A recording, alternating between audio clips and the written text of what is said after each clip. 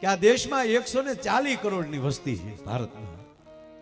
એમાં જે ભારતના ટોટલી એરપોર્ટમાંથી જે પ્લેન ઉડે છે રોજ અને એનું સરવાળો કરવામાં આવે એટલે નક્કી કર્યું, એમાં આંકડો આવ્યો કે 4 કરોડ માણસ તો હાલમાં આકાશમાં ઉડતું છે. 40 કરોડ ટ્રેનમાં રખડે છે. આ ટ્રેનની ગણતરી કરીએ આપણે, એક ડબ્બામાં એટલા સામે ને એટલે હાલમાં ટ્રેન ચાલુ હોય તો એ તો ચર્ચ કરો તો ખબર પડી જાય કે અત્યારે પાટા ઉપર એટલી ટ્રેનો હાલમાં દોડે છે. અરે તમે મોબાઈલમાં ખાલી જુઓ ને તો આકાશમાં અત્યારે પ્લેન કેટલા ઉડે એ તરત તમને આવી જાય. અત્યારે તો દુનિયા મુઠ્ઠીમાં આવી ગઈ છે. અત્યારે કાંઈ ગલોંદા મારે મેળ આવે એવું છે નહીં. તરત છોકરા ચર્ચ કરી લે ફટ દઈને માયા ભાઈ બોલે તો હોય.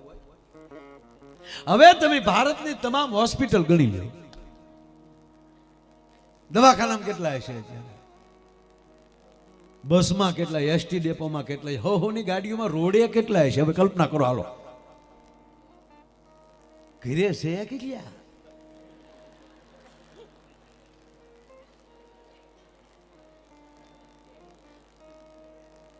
માણા ઘરે રહેવા હાટું આવ્યો જ નથી. હા, નરું સત્ય છે. તમારું ઘર તમારું, આપણે હાદી ભાષામાં કહીએ આપણી ગમાણ એ આપણો ગુરુ છે સાહેબ, એ સિવાય બીજું કોઈ નથી. બાકી તો ફરવાનું વાત એ કરતો હતો તો એટલું માણા હોસ્પિટલમાં કોઈ એના સ્નેહના બાવડા પકડી અને અત્યારે આહુડા પાડતા હશે. કોઈની ગાડીઓ ખૂતી હશે, ટાઈડના ધક્કા મારતા હશે, અલગ અલગ જે કાંઈ એક્સવાય છે. પણ મને કહેવા ગયો કે સદગુરુની આપણે બેઠા એની ઉપર કેવડી કૃપા કે આપણે બધું છોડીને આજે પ્રયાગરાજમાં સદગુરુના ચરણમાં બેઠા છે. આનાથી બીજો ભાગ શું જોઈ લે. હવે આમાં ટકાવારી કરો, કેટલું માણા ધરતી ઉપર 140 કરોડ માંથી અહીંયા આજે સાંભળી લો કે 8 કરોડ માણા અહીંયા પ્રયાગરાજમાં આવે. સારું છે બીજાનું હુજતું નથી, નહીતર બધાને હમાડત ક્યાં. એક કોને 40 કરોડ ને ઉપડે ભક્તિની તો ના સાહેબ.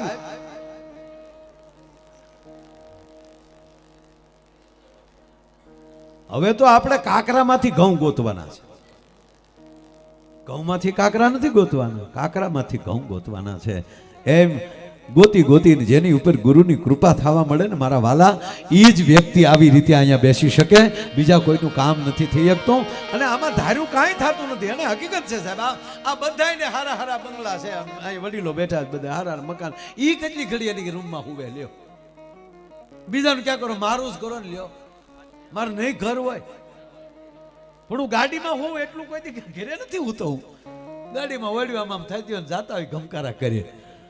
પણ કૃપા થાય છે ત્યારે આવી જગ્યાએ આવવા મળે છે, આવા મહાપુરુષના ચરણમાં બેસવા મળે છે.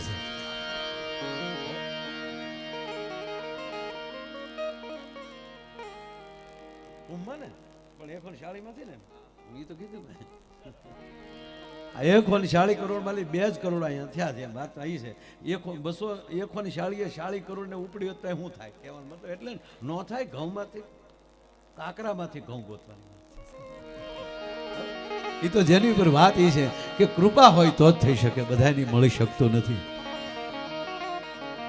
ત્રીજી વાત, એટલા બેઠા છીએ એટલે તમે સાંભળી લો કે અહીંથી અમે નાનો એવો કાકરીનો ઘા કરીએ, એકલા અમરસિંહભાઈ હામાં ઊભા હોય તો એકને આપણે નહીં લગાવી, પણ આયલી નાની કાકરીનો ઘા કરો, લૂજામ ઘા કરો તો કોકને તો લાગે ને.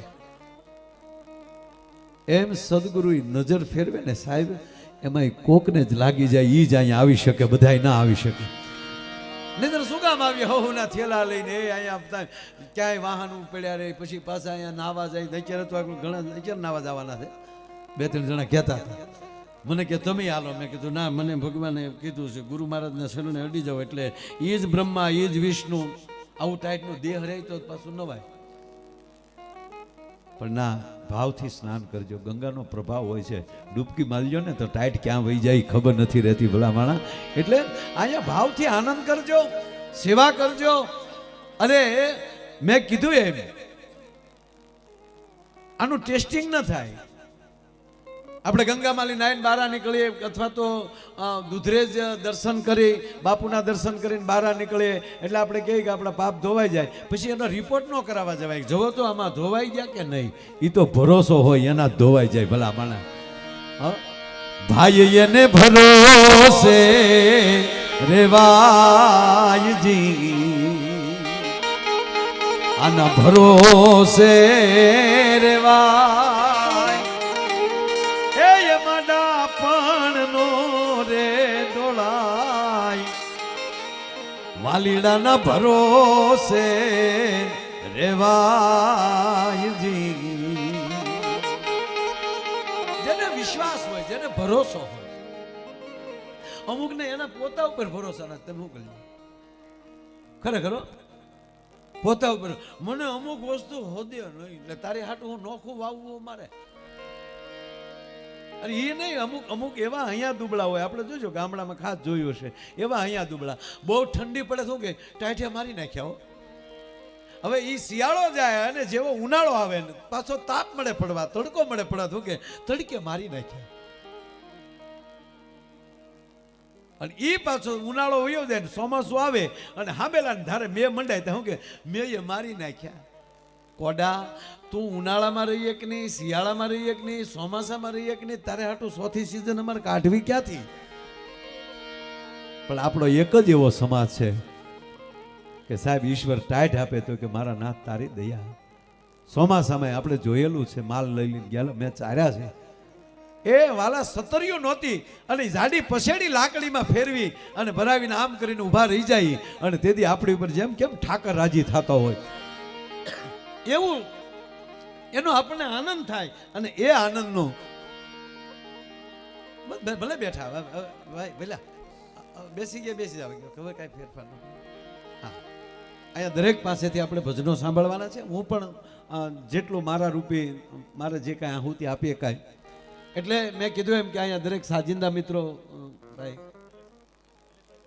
નિલેશભાઈ ગોંડલિયા એ તબલામાં સંગત આપે છે, તાળવીના ગળાથી વધાવો. કરણભાઈ બાજુમાં સાથે તબલામાં સંગત આપે છે. માધવભાઈ મંજીરામાં ભાઈ એ મંજીરા વગાડે. ઉર્વેશભાઈ એ પણ મંજીરા, તાળીઓ પણ બધાને તમે. હરેશભાઈ દુધરેજિયા સરસ મજાનો બેન્જો વગાડે છે અને ઠેઠ પાલીતાણાથી દુધરેજિયા સાઉન્ડ એ પણ અહીંયા પાવન થવા આવ્યું છે, એને તાળીના ગળાથી વધાવજો. આખી વિડીયોની ટીમને તાળીના ગળાથી વધાવજો. અને બીજું એ કહું કે અહીંયા જે સેવા કરી રહ્યા છે એને એકવાર જોરદાર તાળીના ગળાથી વધાવજો, જે સેવા કરી રહ્યા.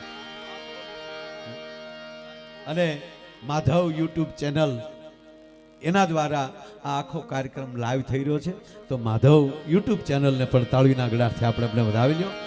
અને અહીંયા જે આપણા વડીલો જે બધા બેઠા છે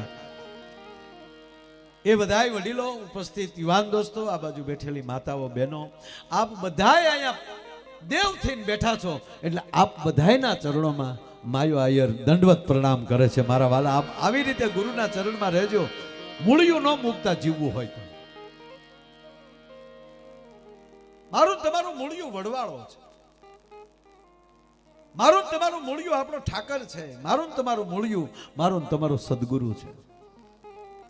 આપણે બધા ખબર છે વાડિયું વાળા છીએ, ઝાડની જેથી કૂપળ હુકાવા મળે, ભલે ગમે એવડું ઝાડ હોય પણ એની કૂપળ હુકાવા મળે એટલે ખબર પડી જાય કે મૂળિયામાં તળકીડી લાગી છે.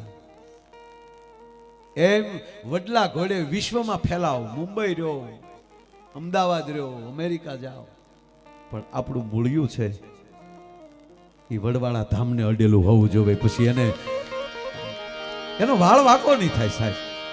એટલે કીધું જ્યાં ભરોસો હોય, જ્યાં વિશ્વાસ હોય, જ્યાં ભાવના હોય. જો આમાં શું થાય ઘણા આપણે આમ હજી મને તો બાપુ ખબર જ નથી પડી માણસ સુખ કોને કે દુઃખ કોને કે. સુખ કોને કેવું મને એટલી ખબર પડે કે વધારે દુઃખ હોય. એક ભાઈને કીધું જ્યોતિષ પાસે ગયા એટલે જ્યોતિષે કીધું જવો જોઈએ જ્યોતિષ સાહેબ અમે આવા દુઃખી કેટલાક વર્ષ રહેવું. એટલે જ્યોતિષે જોઈને કીધું કે હજી 15 વર્ષ તો તમારે આવા નવા દુઃખ રહેશે. 15 વર્ષ પછી ટેવ પડી જાય.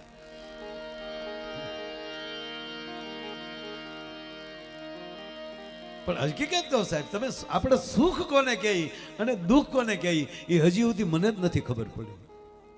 મને એટલી ખબર પડે કે ધાર્યું થાય અને આપણે સુખ કહી છે. આપણું ધાર્યું થાય. કોઈ પણ માણસ છે એ દૂધનો વગર એને વાળું ન થતું હોય ને વાળુમાં દૂધ મળી જાય તો ભાઈ ભાઈ જમાવટ થઈ ગઈ. કોઈ છે એ તીખું શાક ખાતો હોય અને એને તીખું શાક મળી ગયું એટલે થયું ભાઈ ભાઈ મજા આવી ગઈ. કડકડીયો રોટલો ખાવાની જેને ટેવ હોય ને આપણી માવું છે એમ ત્રાંબાના પડિયા જેવો એમ રોટલો ટીપી અને આપે ભાંગવાનું મન ન થાય અને એવો રોટલો મળી જાય ભાઈ ભાઈ સુખ થઈ ગયું. પણ એવું સુખ દારૂડિયા નહીં થાય. એને બોટલ મળી જાય પણ આમાં કોની હું પસંદગી છે એ હજી સુધી નથી ખબર પડી સાહેબ. એમાંય છે હવે માવા સોળી સોળીને ગલોફા ઓલા થઈ જાય ને એને જો તીખું શાક આવ્યું તો કે બહુ તીખું. શું કામ? એને દુઃખ થયું. એકને ગમે છે એને સુખ થયું. કહેવાનો મારો અર્થ એ છે સુખ દુઃખ દુનિયામાં છે જ નહીં. આ બધા મનના કારણ છે. મને તો એટલી જ ખબર પડે આવી રીતે આવવા મળે આનાથી મોટું કરોડપતિને સુખ ન હોઈ શકે છે. આવી રીતે આનંદ મળે તમે આમ આમ નિર્ભયતાથી બેસી શકો, મોજ કરી શકો.